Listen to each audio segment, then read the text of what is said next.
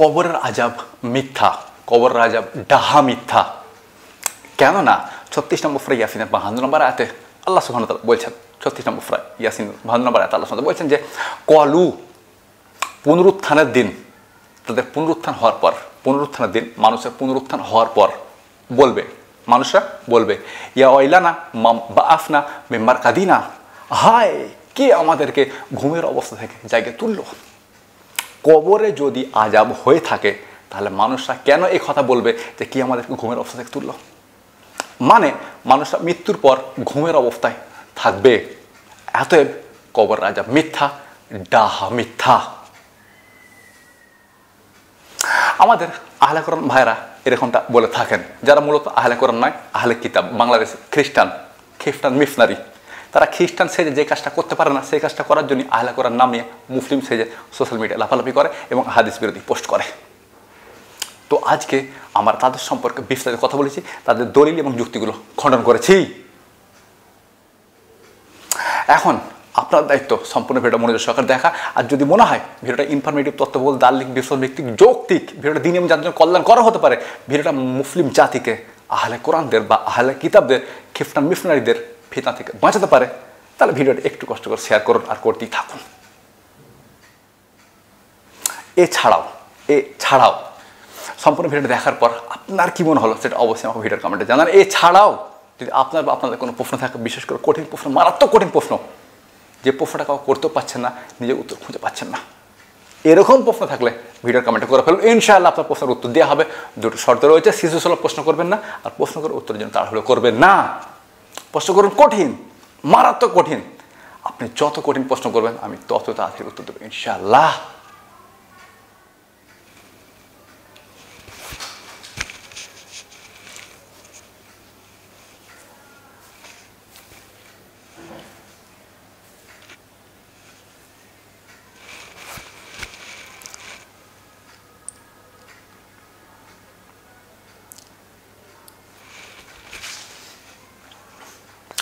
আসসালামু আলাইকুম। কিছুদিন আগে এক ভাইয়ের প্রশ্নের উত্তরে কবরের আযাব সম্পর্কে কথা বলছিলাম। সেখানে আমি এটা দেখাবার চেষ্টা করছিলাম যে কবরের আযাব সত্য। তো সেই প্রেক্ষিতে আমাদের একজন ভাই খুব সুন্দর একটা প্রশ্ন পাঠিয়েছেন। ভাই বলেছেন, যদি কবরের আযাব সত্য হয়ে থাকে তাহলে আমাকে 36 নম্বর সূরা ইয়াসিনের 51 এবং 52 নম্বর আয়াতের ব্যাখ্যা দিন। তো চল সর্বপ্রথমে আমরা দেখে নিই যে সূরা ইয়াসিনের 52 নম্বর আয়াতে আসলে আছেটা কি। 52 নম্বর আয়াতে বলা হচ্ছে কলু, তারা বলবে।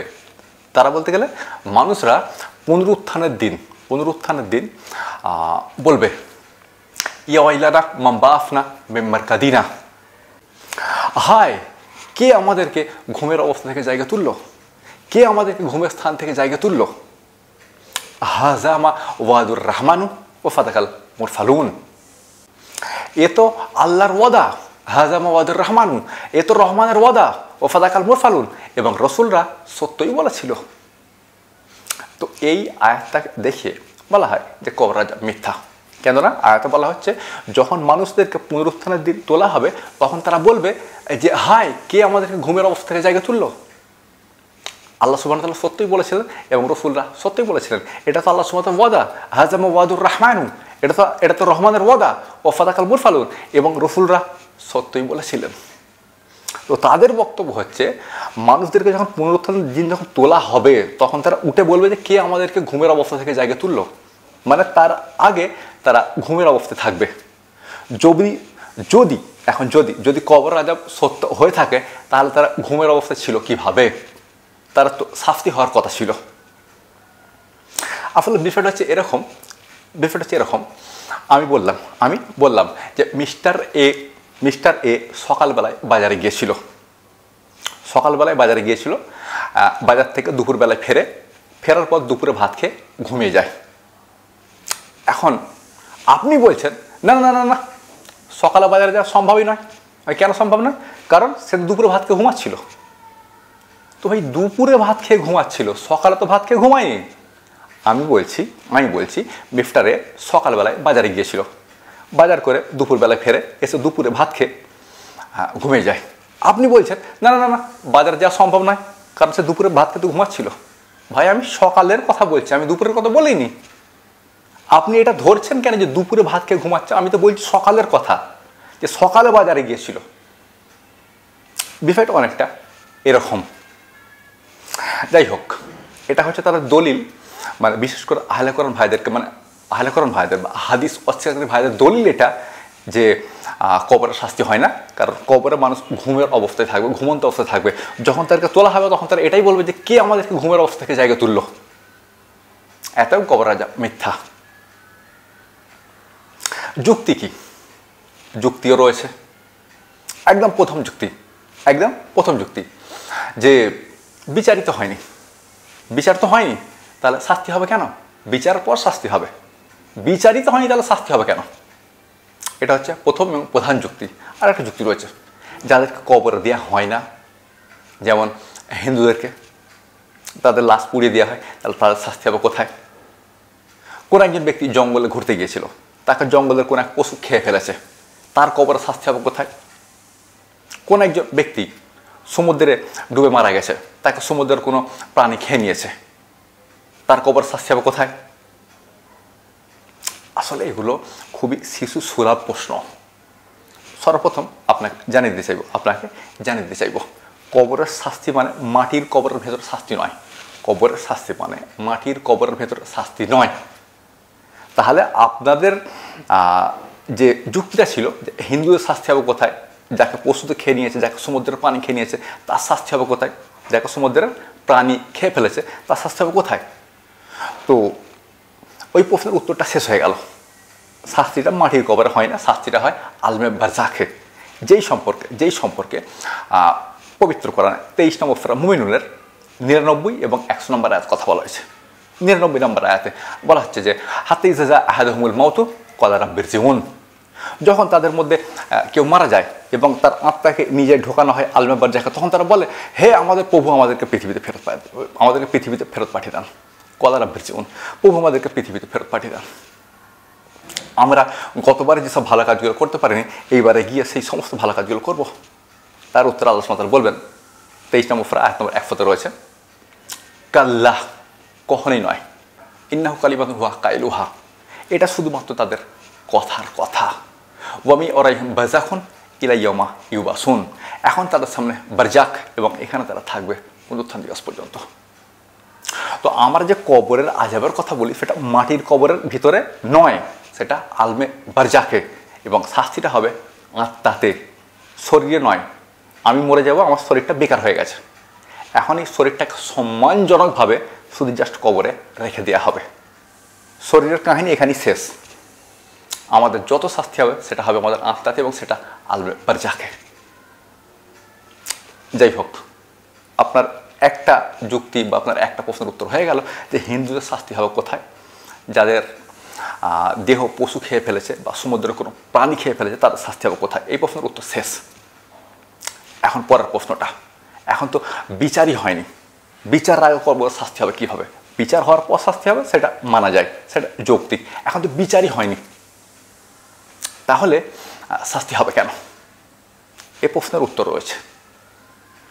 সাধারণভাবে যদি আমাদের পৃথিবীর বিষয়টাকে আমরা দেখি, তাহলে আমরা দেখতে পাবো যে বিচারের পর শাস্তি হয়। ধরুন আমি আপনাকে মার্ডার করে দিলাম, পুলিশ আমাকে ধরে নিয়ে যাবে, নিয়ে গিয়ে আমাকে কোর্টে পেশ করা হবে।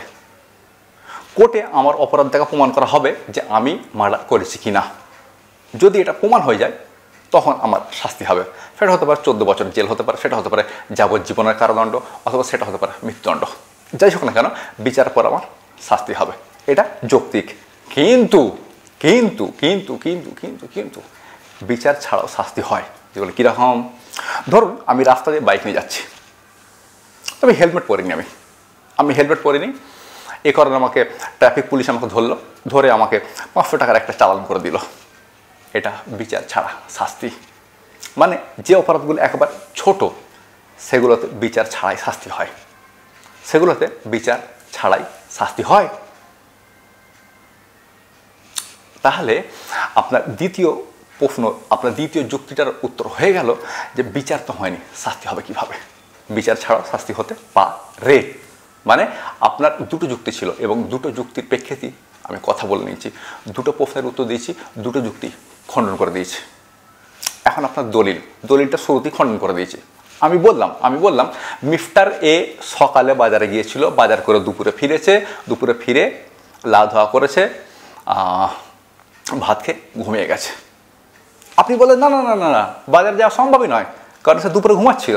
ভাই আমি সকালের কথা বলছি, আপনি বুঝতে পেরেছেন? চল এবার একটু বুঝে বলি। সূরা তাওবা আয়াত নাম্বার হয় 101 নয়তো 102, হয় 101 নয়তো 102। আল্লাহ সুবহানাহু ওয়া তাআলা বলছেন যে সানুআযিবুহুম মাররাতাইন সুম্মা ইউরাদ্দুনা ইলা আযাবিন আযীম। আমি মনে হয় একটুখানি ভুল পড়ে গেলাম। সানুআযিবুহিম নয় হুম, সানুআযিবুহুম মাররাতাইন সুম্মা ইউরাদ্দুনা ইলা আযাবিন আযীম। খুব শীঘ্রই তাদেরকে দুই জায়গা শাস্তি দেওয়া হবে। খুব শীঘ্রই তাদেরকে দুই জায়গা শাস্তি দেওয়া হবে। তারপর তাদেরকে পয়েন্ট টু বি নোটের মিলট, তারপর তাদেরকে বড় শাস্তির দিকে নিয়ে যাওয়া হবে।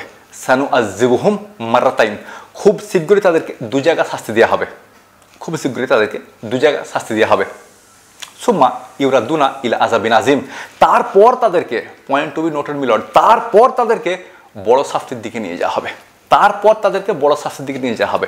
এখানে বড় শাস্তি জাহান্নাম, তার আগে দুবার সানুআযিবুহুম মাররাতাইন, তাদেরকে দুই জায়গায় শাস্তি দেওয়া হবে। সুম্মা ইউরাদ্দুনা ইলা আযাবিন আযীম, তারপর তাদেরকে বড় শাস্তির দিকে নিয়ে যাওয়া হবে। মানে জাহান্নামের কথা বলা হচ্ছে, মানে জাহান্নামে যাওয়ার আগে দুবার শাস্তি হবে। দুবার শাস্তি কোথায় হতে পারে? দু জায়গায় শাস্তি কোথায় হতে পারে? একটা হচ্ছে পৃথিবীতে, আর একটা কোথায়? বড় শাস্তির আগে দুবার, বড় শাস্তি বলতে জাহান্নাম, বড় শাস্তির আগে দুবার শাস্তি কোথায় হবে? একটা হচ্ছে পৃথিবী, আর একটা বলুন আরেকটা কোথায়? একটা পৃথিবী আর একটা কোথায়? তারপর তো বড় শাস্তি, একটা পৃথিবী আর একটা কোথায়? উত্তর আপনাকে দিতে হবে যে একবার তো পৃথিবীতে শাস্তি হবে, আর একবার শাস্তি হবে কোথায়? তারপর তো বড় শাস্তি জাহান্নাম, তার আগে দুবার, একবার পৃথিবী আর একবার কোথায়? আমাদের দাবি হচ্ছে সেটা কবরে, মানে আলমে বারযাখে। এখন যদি আপনি বলেন কবরের শাস্তি নেই, তাহলে আপনাকে উত্তর দিতে হবে জাহান্নামের আগে দুবার শাস্তি হবে, একবার পৃথিবী আর একবার কোথায়? যাই হোক, কবরের শাস্তির এটা সবচেয়ে বড় দলিল। আমাদের কাছে আরও দলিল রয়েছে, যেমন 40 নম্বর 46 নম্বর আয়াতটা, কিন্তু আমি ওগুলোকে দলিল হিসাবে আনতে চাইছি না, এটাই যথেষ্ট। তার মানে কবরের শাস্তি হবে, তবে সেটা আজীবনের শাস্তি নয় যে আপনি মারা গেলেন আর কবরের শাস্তি চলতেই থাকবে, এমনটা নয়। কবরের শাস্তি চলতে থাকবে না, মানে এমনটা নয় যে আপনি মারা গেলেন এবং কবরের শাস্তি শুরু হবে এবং চলতেই থাকবে, এমনটা হবে না। কবরের শাস্তি চলতে থাকবে না, তার একটা সীমা আছে, তার শেষ আছে। শাস্তি পাওয়ার পর আপনি ঘুমিয়ে পড়বেন, শাস্তি পাওয়ার পর আপনার শাস্তি শেষ হওয়ার পর আপনি ঘুমিয়ে পড়বেন। তারপর যখন আপনাকে বিচারের দিনে